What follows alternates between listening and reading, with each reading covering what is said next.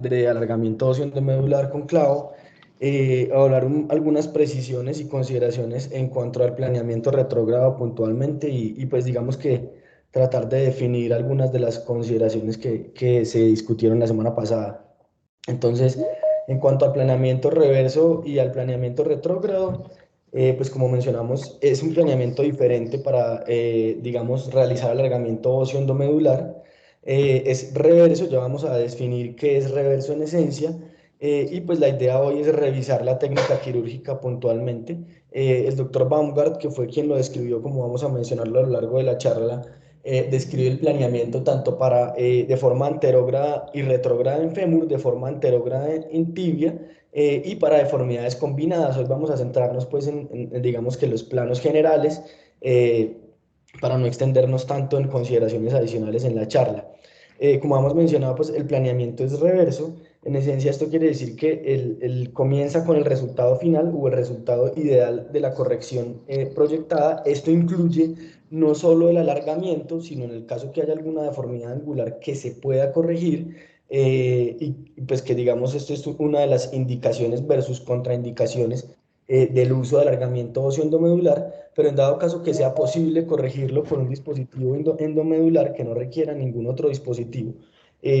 pues de esto depende de la magnitud de la deformidad, como vamos a discutir. Em, pues digamos, en dado caso que sea posible realizar el alargamiento con el clavo endomedular, el ideal inicial que se obtiene con el planeamiento va a incluir la corrección tanto angular como la corrección de la discrepancia. Y de acuerdo a esto se van acomodando los fragmentos. Em, en este punto, digamos que se va desde la deformidad ideal y deseada y se remonta o se devuelve hacia la deformidad preexistente. Paso a paso va volviendo los fragmentos al estado inicial, de manera que al final del alargamiento se corrija tanto la deformidad angular como la discrepancia, evitando deformidades asociadas. Y esto pues va en relación con la pregunta del profe César de la semana pasada de cómo evitar la traslación en el plano coronal, por ejemplo, cuando se hace el alargamiento con un clavo anterogrado en fémur, y esto va en relación con esto. Hay que tener muy presente que el planeamiento reverso, de acuerdo a lo descrito por el doctor Baumgart, digamos, y todos sus casos fueron realizados con el clavo Fitbone. Él dice que más de 500 casos en lo que dio esta publicación inicial. Sin embargo, también hace referencia que es aplicable a cualquier otro dispositivo motorizado para alargamiento óseo, en nuestro caso el Precise, y pues hoy día el Precise, pero adicional que puede ser utilizado para alargamiento óseo con clavo sobre o un fijador externo sobre clavo. Em, pues básicamente lo único que sí es relevante adicional a esto es que está descrito sí para clavos endomedulares que son rectos tanto en su segmento medio como su segmento distal, pero tienen algo de curvatura en el segmento articular, por ejemplo en la tibia, el ángulo de Herzog. Em, ¿Por qué otro método de planificación u otro método de planeamiento preoperatorio? Entonces, digamos que lo más relevante e importante es que con el alargamiento óseo endomedular se debe corregir una deformidad preexistente alineando el eje mecánico de la extremidad, restaurando la orientación articular al final, ya sea en fémur o en tibia, con este clavo endomedular. em, Sin embargo, a diferencia del fijador externo, en donde, digamos, en todo el proceso del alargamiento, la corrección tanto de la discrepancia como la deformidad angular se hace sobre este eje mecánico, en el fémur sobre todo, pero aplica en los casos, sobre todo en el caso de la proyección lateral para la tibia, el alargamiento con el clavo endomedular se da en el eje del clavo. Esto va a estar más directamente relacionado o normalmente aproximado al eje anatómico de la extremidad. Em, y es lo que va a llevar a que, en el caso que no se tenga en cuenta, va a haber algunos unos casos, perdón, de traslación en el fémur, puntualmente en el eje coronal, y en la tibia puede haber una traslación en el eje sagital en cuanto a la proyección lateral. Por lo que es fundamental tener en cuenta la naturaleza, el grado de la deformidad y la orientación posoperatoria en los segmentos proximal y distal para evitar estas deformidades, y de allí el origen y la necesidad del planeamiento reverso, y es evitar esa traslación coronal de la rodilla en relación con el eje mecánico en el caso de alargamientos femorales. Adicionalmente, tener en cuenta que se debe realizar toda la corrección de la deformidad exceptuando pues el alargamiento en el intraoperatorio inicial. Es decir, el resultado obtenido o la deformidad obtenida con el planeamiento reverso de forma inicial, pues digamos al final del planeamiento reverso es el objetivo al que vamos a ir al momento del intraoperatorio. Es decir, esta deformidad obtenida se va a buscar en el intraoperatorio y para ello pues contamos con herramientas para posicionar ese clavo como los tornillos polares que pues es lo que describen durante la técnica quirúrgica. Tener muy en cuenta y presente que de nuevo el planeamiento reverso, eso sí lo precisa el doctor Baumgart, está indicado pues y está descrito para dispositivos endomedulares que usen fresas rectas y rígidas, no aplican fresas pues que no sean rígidas, ya que esto puede traer otra serie de inconvenientes. Entonces, ¿cuáles son las indicaciones del planeamiento reverso? Y pues en general de lo que habíamos mencionado en cuanto al alargamiento óseo endomedular, entonces discrepancias menores a 80 milímetros y huesos con deformidades menores con un diámetro mínimo de 17 milímetros, con una precisión en niños, y es que en niños, inclusive en crecimiento, aunque hay una precisión, la inserción retrógrado del clavo femoral, y sería la única aplicación, el clavo femoral retrógrado, no tiene ningún efecto negativo con un único punto de entrada y que sea central sobre el potencial de crecimiento y no crea deformidades de acuerdo a los estudios que ha publicado y realizado el doctor Baumgart. En cuanto a estas indicaciones, tener muy en cuenta que la corrección angular y traslacional que se puede lograr o corregir, valga la redundancia, con el clavo o el alargamiento endomedular y con el planeamiento retrógrado no es mayor a un varo femoral de 20 grados, un valgo de 10 grados y en la tibia un varo o un valgo de 10 grados, ya sea traslacional o angular. Por lo tanto, para deformidades mayores está contraindicado y no sirve tampoco para deformidades o apex de deformidad o coras muy articulares, ya que en este caso, pues digamos, la principal limitación va a ser la fijación de los bloqueos distales en el segmento pues, más cercano a la deformidad articular. No va a ser posible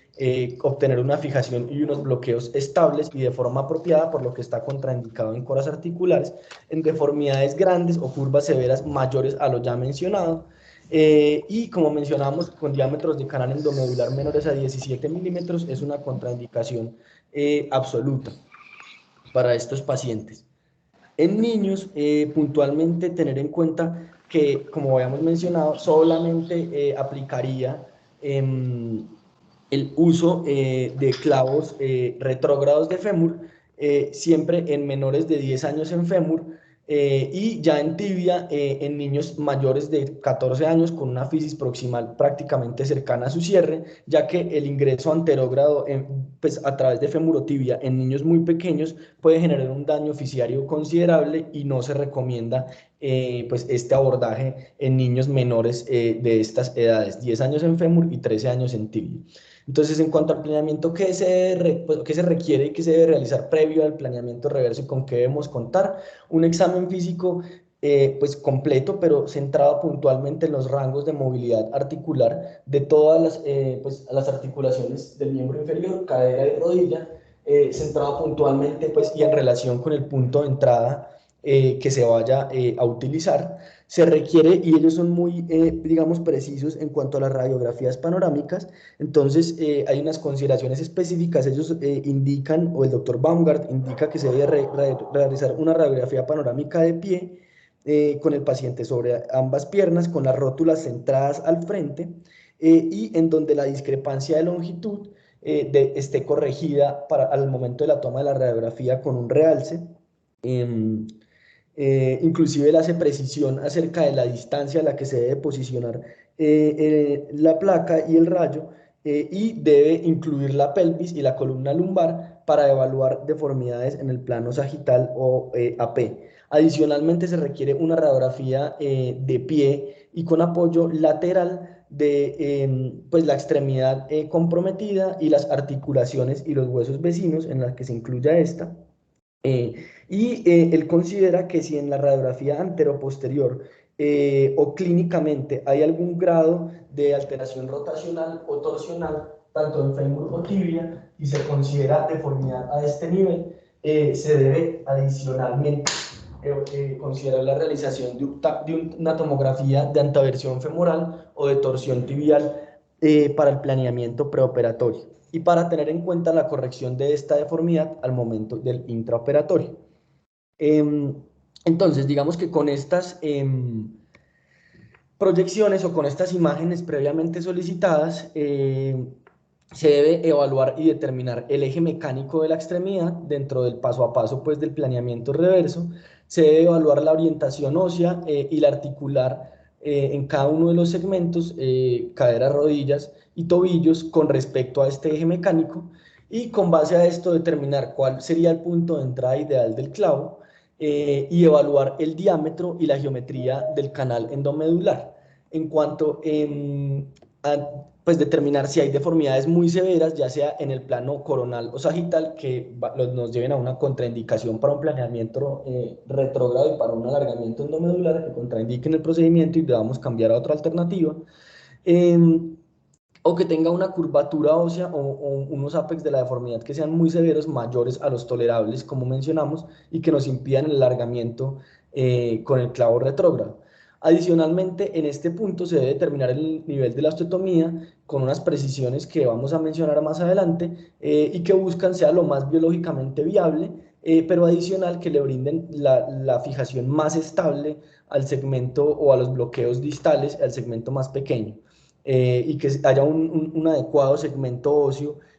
para el bloqueo. Él adicionalmente hace referencia que para el momento en que él describió inicialmente planeamiento retrógrado, este se podía hacer, pues digamos, con calcos manuales o digitalmente trazando las líneas en una computadora, pero pues ya hoy día contamos con softwares adicionales que nos hacen del planeamiento no solo retrógrado, sino el planeamiento convencional, una mayor facilidad como el Bone Ninja, entre otros. Entonces, digamos que previo o pues dentro del paso a paso del planeamiento reverso y ya entrando en el planeamiento como tal, él hace referencia a que el paso cero es realizar, de acuerdo a lo que describe el doctor Paley, un test de mal alineamiento y con base a esto determinar si solamente el paciente se beneficia del alargamiento óseo para corrección de la discrepancia o si adicionalmente es necesario o no enderezar algún tipo de deformidad. Entonces, lo inicial es medir el eje mecánico, como sabemos, identificando el centro de la cabeza femoral, el centro del tobillo, perdón, en esta radiografía panorámica adecuadamente tomada, y trazar este eje determinando cuál es el eje mecánico o desviación mecánica de la extremidad, que normalmente debe ser de 8 más o menos 7 milímetros hacia interno, y de acuerdo a esto determinar si el paciente requiere algún tipo de corrección si está fuera de este eje mecánico. Y ya en cuanto al test de mal alineamiento, el paso 1 y diferenciando los dos huesos, esto incluye determinar, independiente pues si el hueso alargarse al fémur o la tibia, si hay alguna alteración angular en el plano coronal, en el fémur o en la tibia. Entonces, medir el ángulo femoral distal lateral, que como vemos en la imagen, pues corresponde al ángulo del fémur, que normalmente va, en su porción distal y lateral, que normalmente va a ser entre 85 y 90 grados, y a nivel de la tibia, el ángulo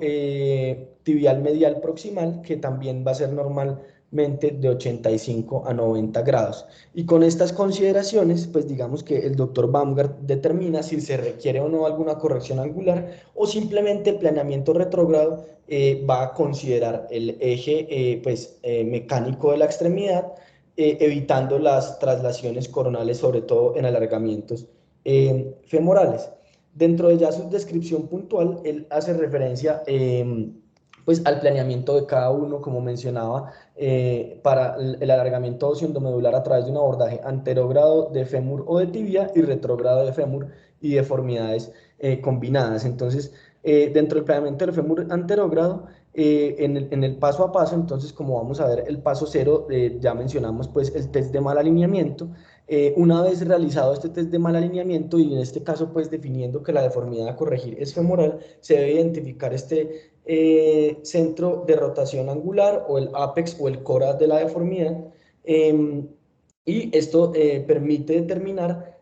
o realizar una secuencia de planificación paso a paso para el enclavado pues anterogrado del fémur o cada uno de los huesos que se debe corregir. Entonces se confirman pues los ángulos femoral distal lateral y el femoral tibial, y de acuerdo a esto se define qué se va a corregir. Posterior a esto, entonces ya en el paso a paso, él dibuja una línea vertical en el paso uno que representa el eje mecánico de toda la pierna, el eje mecánico, incluyendo el eje mecánico de la tibia, y se debe realizar una proyección de donde va a estar la ubicación final de la cabeza femoral con respecto a este eje mecánico, como vemos en la imagen. Entonces él determina, en este caso, pues en este valgo femoral, donde debería quedar al final de la corrección la cabeza femoral. Eh, Marcando este centro de la articulación de la cadera y definiendo dónde se va a ubicar, posteriormente se debe identificar el nivel de la osteotomía, con ciertas consideraciones. Entonces, en cuanto al nivel de la osteotomía, se debe tener en cuenta, uno, que el segmento femoral distal, en este caso, que es un planeamiento para un clavo anterógrado, debe ser lo suficientemente largo para que permita una fijación adecuada con los pernos de bloqueo distales, y de acuerdo a la severidad de la deformidad angular, y debido a la distancia de la osteotomía hasta el ápex de la deformidad, si el segmento femoral es muy largo, esto puede llevar, digamos, a que se requiera o a que, digamos, el clavo salga de la cortical una vez se avance hasta su segmento distal. Esto se puede corregir con una osteotomía adicional, sin embargo es técnicamente más demandante y hay un riesgo pues para la consolidación ósea, por lo que en estos casos en que la osteotomía o la indicación de la osteotomía sea demasiado proximal o demasiado diaficiaria, en este caso se debe considerar o descartar la posibilidad del alargamiento óseo endomedular. En cuanto al nivel de la osteotomía,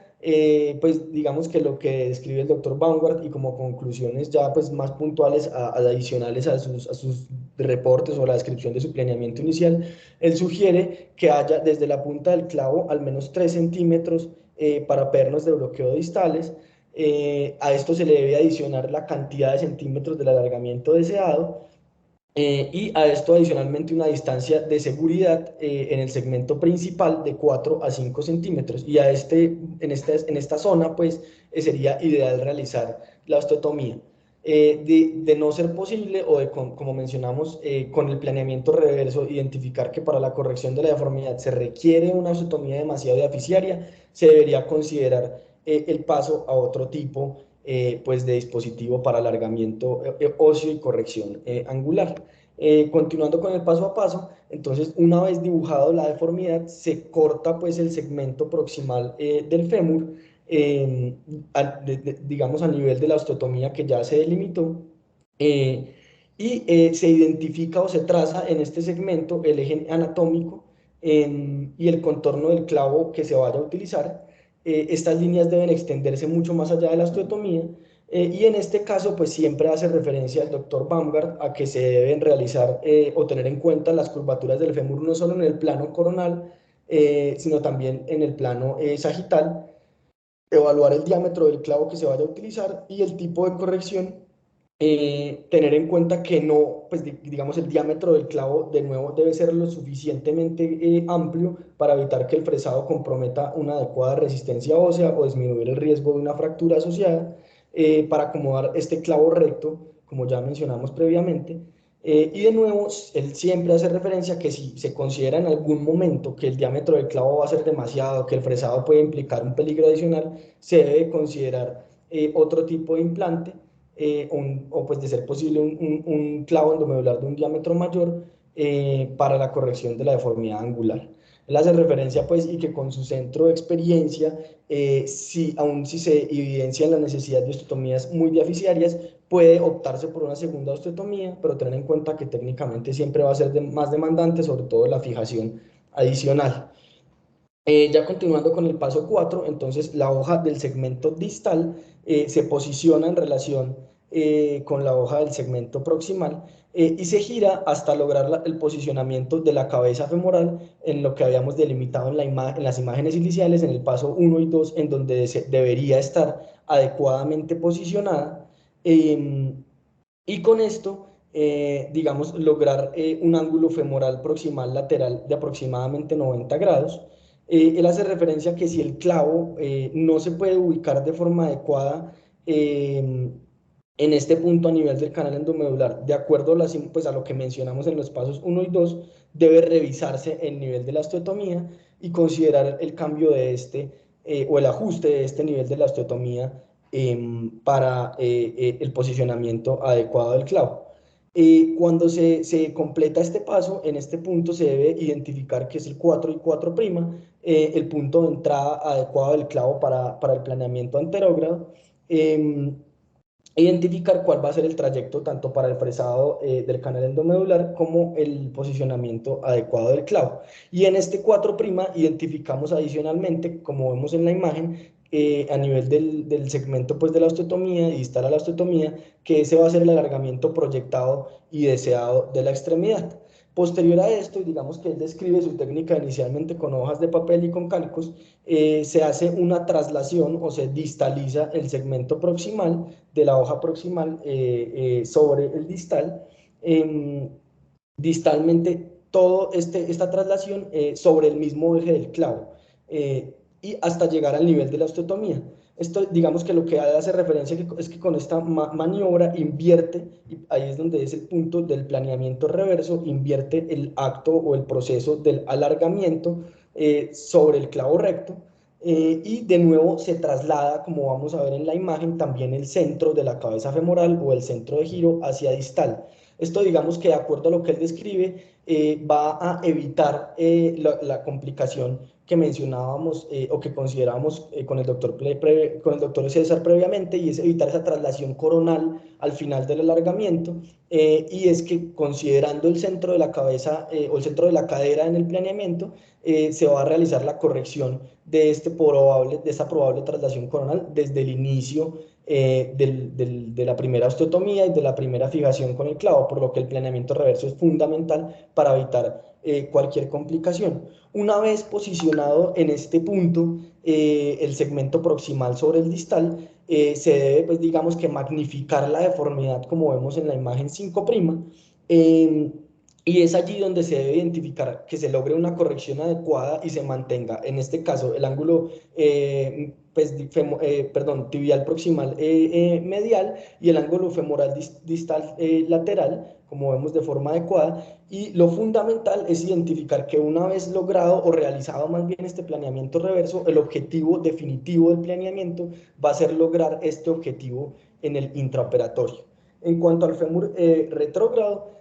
pues básicamente los pasos 1, 2 e inclusive 3 van a ser los mismos, teniendo pues la precaución de que se haga una adecuada radiografía panorámica, una adecuada evaluación de los ejes mecánicos y un adecuado test de mal alineamiento. En este caso, pues el punto de entrada que va a ser retrógrado, la evaluación adecuada de este punto de entrada, y de nuevo, en la localización adecuada del centro de la cabeza femoral y el centro de la cadera, que es lo que va a evitar esta traslación coronal al final en el postoperatorio. Y pues digamos la precisión de que en este caso no se va a migrar el segmento distal proximal hacia el distal, sino el segmento distal hacia el proximal dentro del orden del planeamiento. Y una vez obtenido este resultado en el planeamiento preoperatorio,